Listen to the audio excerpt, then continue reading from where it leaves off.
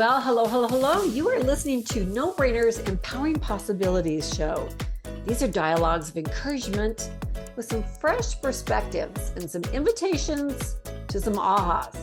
There's a little bit of science, there's a dash of behavioral psychology, some usable, easy tools that you can use now, and a whole lot of creative fun. So if leveling up is on your radar, my friend, you are at the right show. I am Roseanne Marsh, and I am the author of the teen and parent empowerment curriculum called Level Up.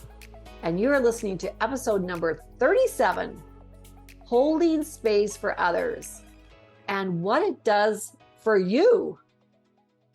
Years ago, I walked into the most incredible, colorful toy store.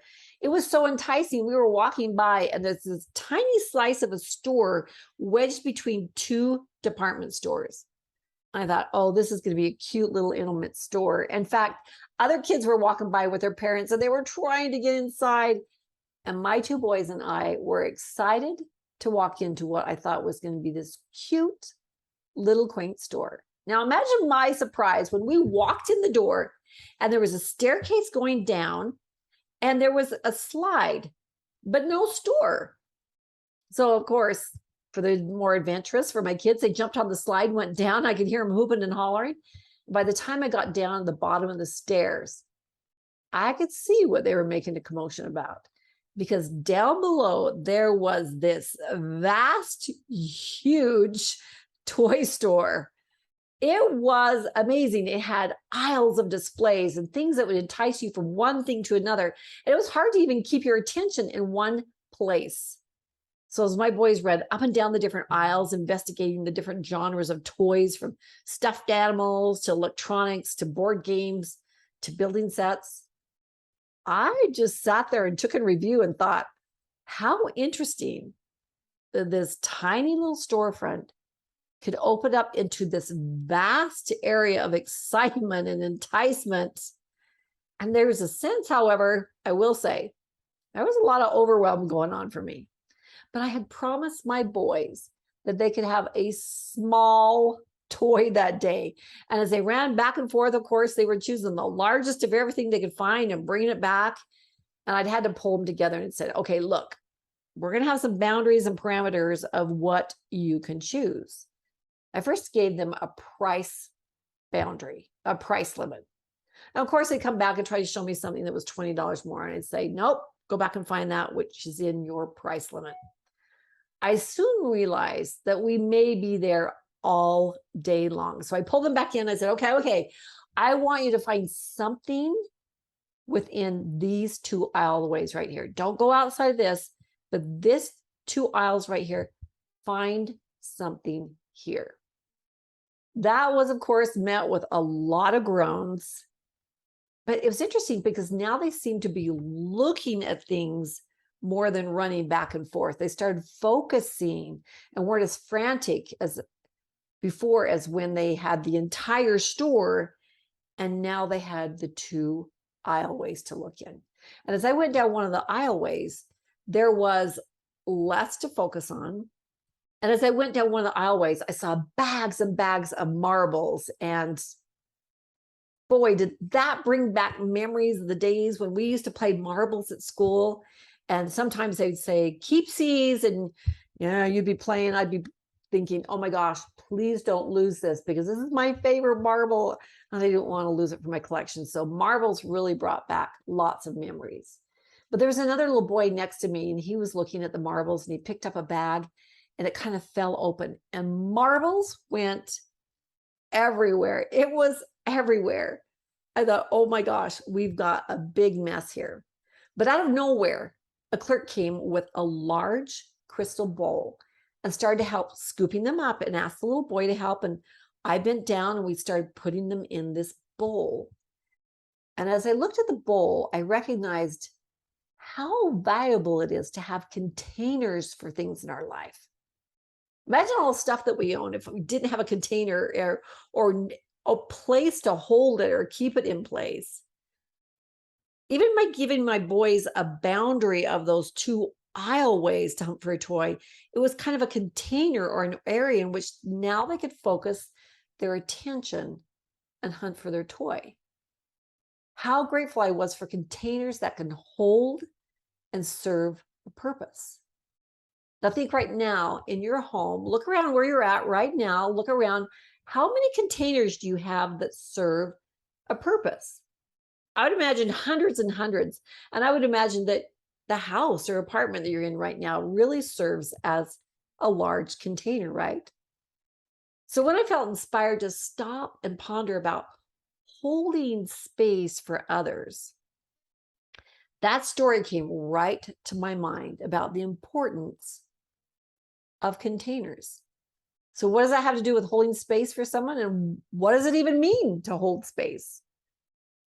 Well, there's times in our lives and in the lives of others when we need support or others need support. So when someone needs us to hold space for them, it means that we are there physically, mentally, and emotionally present. So when we hold space for someone, we're there to support them as they feel their feelings. We create this large bowl or this large space that we contain and help them keep their marbles together, so to speak. But we walk along them without judgment, without trying to fix them, without belittling them, without trying to shape or manipulate the outcome. And there are times when people will need you to give them space, but in that time when they need you to hold space, they need you to hold them into a place of gentleness and strength, and a place where they feel safe to be able to articulate and analyze the situation and what they're really feeling. Now, when we hold space for other people, we open up our hearts, we offer unconditional support, and we let go of judgment and control without letting our own boundaries, of course, be stepped on. So what does it look like to hold space? So I have 5 components of holding space that I wanted to share today. And you look at this and maybe you can go, oh, I think I've been holding space for someone. And yeah, those are some of the things I've done. And oh, I could use that one. So let's talk briefly about 5 things. And then I want to share with you a residual blessing that we get when we hold space for someone. First and foremost, holding space is one of the most powerful and basic ways of connecting with another person. And that is why, number 1, listening. Just listening is one of the most valuable gifts that we can give to someone else when we give them our attention. When we listen with the intent to understand, honestly, we're asking our brain or subconscious to do something that, quite frankly, it's not wired to do, because when we are listening to things and hearing situations and trying to understand something, we're looking at through our lens of experience. We can't see it any other way because that's how we experience life. And unless we're doing some pretty intense listening with intent to comprehend where they're coming from, we are not going to be able to get their perspectives. Because when something comes up that needs a solution, our subconscious and our ego go into action because that's what they're meant to do, right? It starts searching down into that file cabinet of experiences to see what would I do in this instance. And lots of times when we should be listening, we're worried about, okay, how am I going to respond to this? But to hold space for someone is not even judging or trying to come up with an answer right there. It's not trying to solve anything, but it's just listening. And the second part of that is then the active listening. And that's that beautiful skill when they're done articulating. We repeat back to them what they said so that we can ensure, number 1, that we understood what they're saying. But it's almost like putting a mirror up for them and saying, is this what you're saying? Is this what you're feeling? And sometimes it helps them clarify, like, oh, no, I meant this, or I should have said this. So number 1 is listening. And then the second is active listening. The third is don't jump in with problem solving mode. When we hear someone share something difficult, it's very easy for us to jump in and want to problem solve and offer suggestions. So we have to refrain from doing that and wait until they ask for ideas, unless you can see that they're totally struggling with coming up any on their own. Now, there is a way to ask. But here is something I am slowly learning, and I desire to learn anymore. And I desire to learn even more. And there are some tools, literally, there are tools out there. They're so life altering and can help in situations. But if someone is not actively ready for one, it falls on deaf ears. But part of holding space is understanding where they are in the process, whether they're ready or whether they're not. Sometimes it's just having someone to vent to, having someone that they can pour out their heart with, and someone that can be that container to allow them the safety of just being able to be vulnerable for the moment. A woman came home from work after having a literally horrible day. She'd been criticized by her boss. She came home, kids weren't getting their homework done. She was trying to help them. She knew she had to start getting dinner ready, and she was just feeling exhausted. And as her husband came in the door and she started expressing her feelings and her exasperation, her husband took her squarely by the shoulders and said, listen, this is what you need to do. And he started problem solving and telling her exactly point by point, this is going to solve it. At this point, she just backed away. And then there were accusations of, you don't support me, you don't love me. And she kind of distanced herself from her husband and went about cooking the evening meal. And then as she contemplated that afterwards, her husband coming in, grabbing her shoulders, starting to give her how she should react, she just felt so lonely and wishing that there was really someone who could understand or wanted to understand. Well, to his credit, that night her husband settled into bed and he grabbed her hand and he said, can I try something? And to that she said, well, what do you want to try? And this time he put her arms around her shoulders. And he said, this is what I needed to do today. Can I just stay here quietly and listen to you explain to me everything that happened to you? Because I really want to just listen. Okay. Does that make you cry even to think about when someone recognizes like, oh, wait, problem solving just wasn't where I needed to be at that time. I just needed to be arms around the shoulder, or I just needed to hold their hand, or I just needed to sit knee to knee, or I just needed to have an ice cream cone on the bench and not offer anything but my heart and my ears and my present attention. Present attention. Okay, I'm going to coin that phrase here. And I really like that label of present attention for two reasons. Present because it's in the here and now. You're giving their attention right here. You're present. But also present because it's a gift. Present attention is so valuable. It's a commodity that is priceless. When it is given with intent to nurture and make that person feel safe and understood and unjudged, is there not any greater gift? Oh my goodness, let's package that up. Another story, a college student was struggling with her feelings of self-worth. She was a cheerleader that I know at a local university, and it seemed like she had everything going for her, seriously. Such an amazing young woman. But the divorce of her parents had totally unraveled her world. So she went to talk to her father and make some sense out of how she was feeling. And she started to express herself. He held up his hand, he stopped her, and he said, listen, we can afford to get you the best psychologist. Find someone and I'll pay for it. This literally broke her heart because what she was aching for was that present attention of the prime relationship of her life, her father, and the opportunity for healing was lost. Now, on behalf of that father, he may not have felt adequate to be able to discuss anything with his daughter, but if he had known how to hold space, he could have just held his daughter and allowed her to vocalize her feelings and her sadness. Now, this is one of the reasons I feel this skill is so important, because in our busy lives, as full of our lives are, we are missing opportunities to be the balm for someone, to really mourn with those that mourn. Now, for all of you biblical scholars, you know full well the story of Job. Job was a righteous man who did no evil.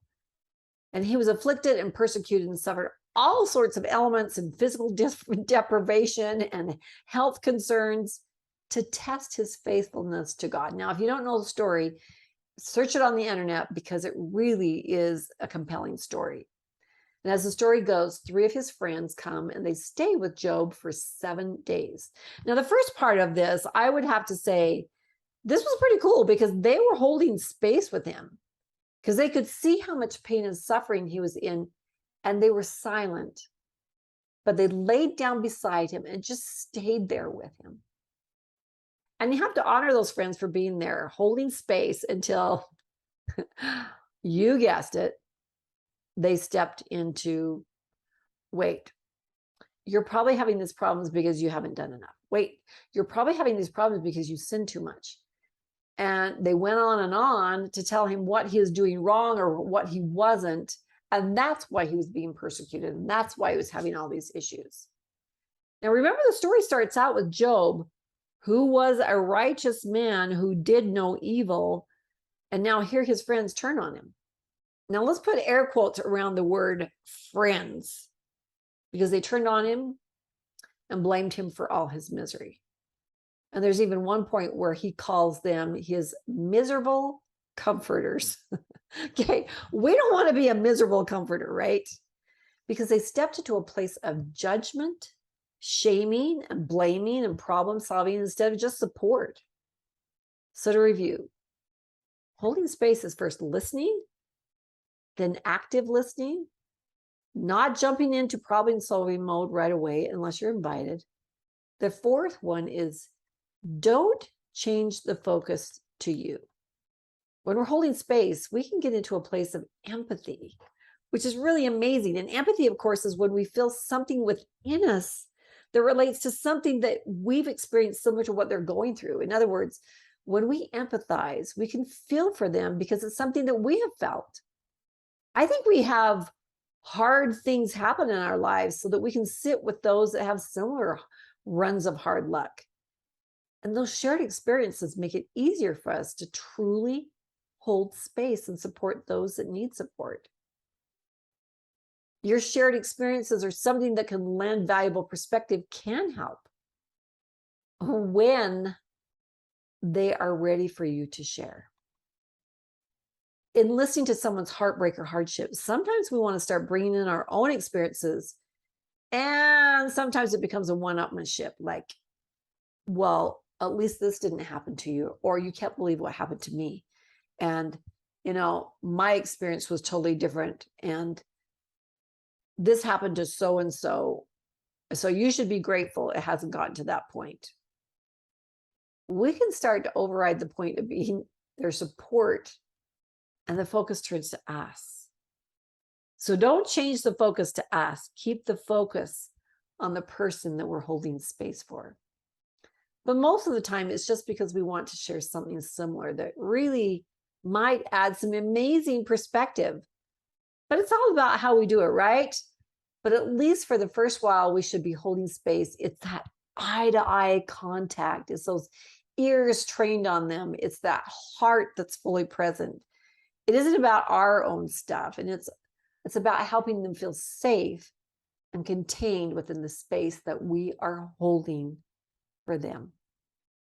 Now, that fifth one is be open to other perspective. Be aware that some of what they're going to share may not be your belief, but by allowing them to express without correcting them, we will have a chance to have a better idea of how to walk in their shoes.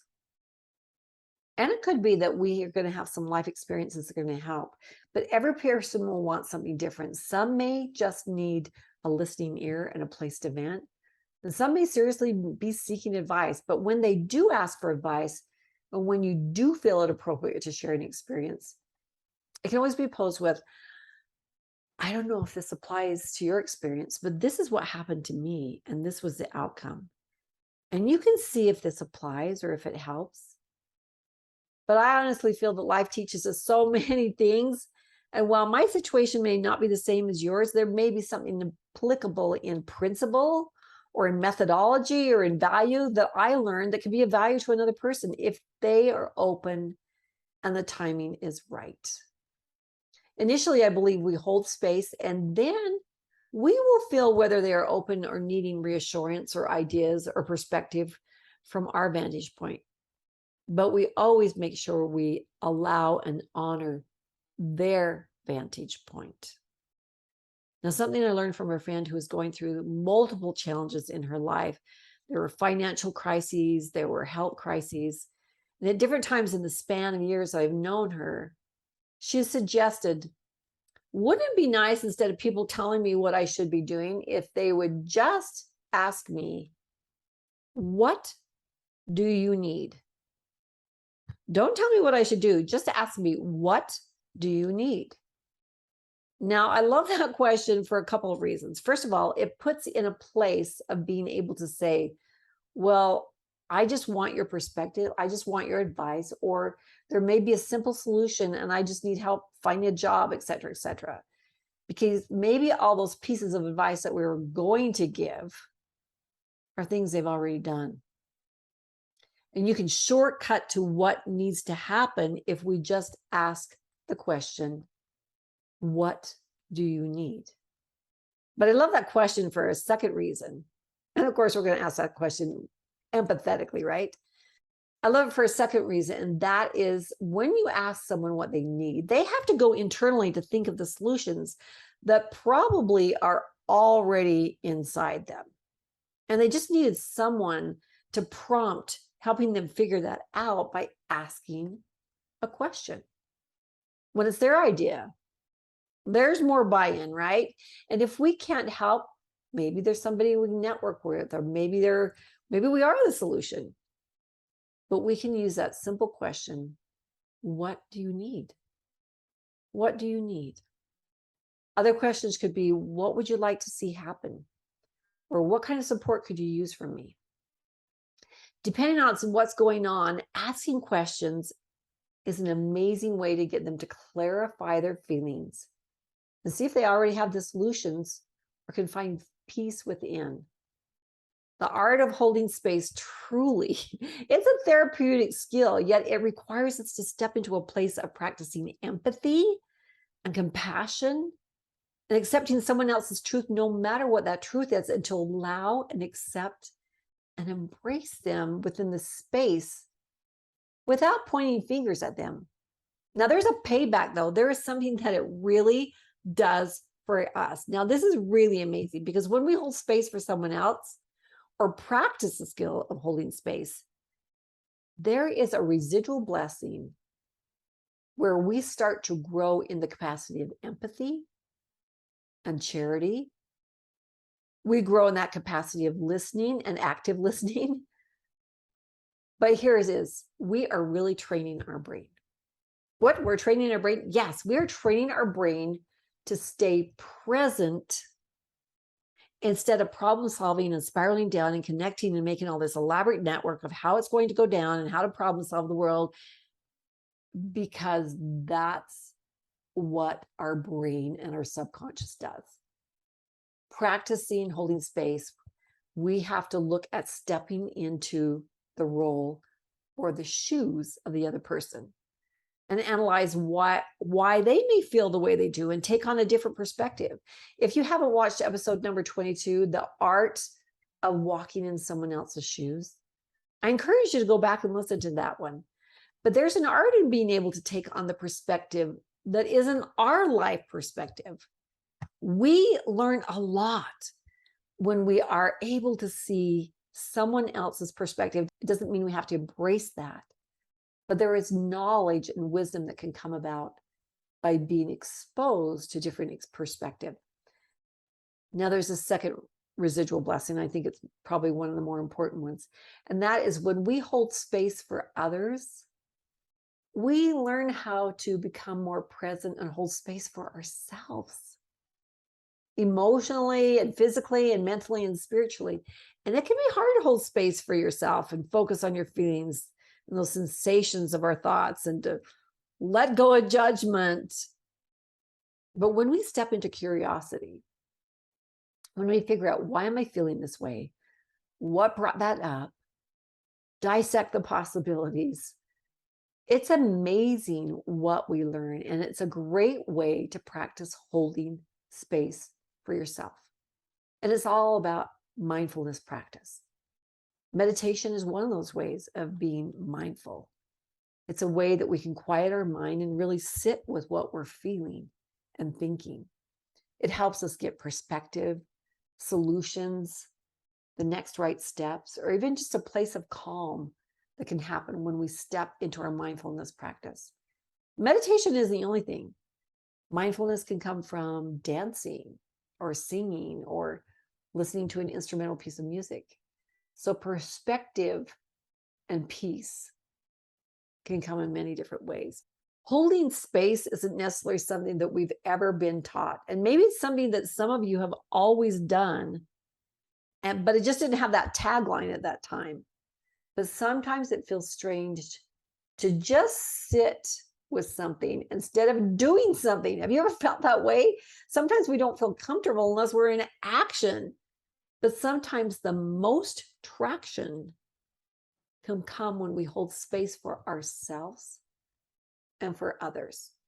I'm going to repeat that one because I feel that's really important. Sometimes we don't feel comfortable unless we're in action, but sometimes the most traction can come when we hold space for ourselves and for others. Now, I want to come back to the story of the marbles that spilled all over the ground. Sometimes a friend or a family or colleague has those emotions and that sorrow that's poured out all over the floor in a flood, just like those marbles were. And we can be the one to scoop them up and put them in a safe container of love and non-judgment, kind of hold it together and allow them to be authentic to their feelings, their frustrations, their doubts, their wishes, their anguishes, their anger, their sorrow, within a space created by someone who cares.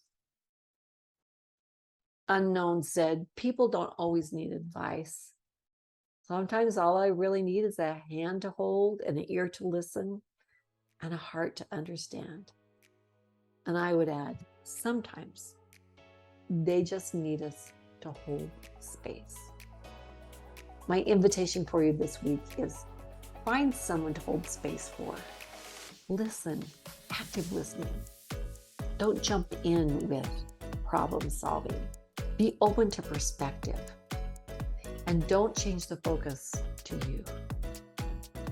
We can grow exponentially when we learn that beautiful skill of holding space for someone else. Thank you for holding space for me today and listening to this message. And as always, we're creators. Let's go out and create. Thanks, guys. See you next week. Tally ho.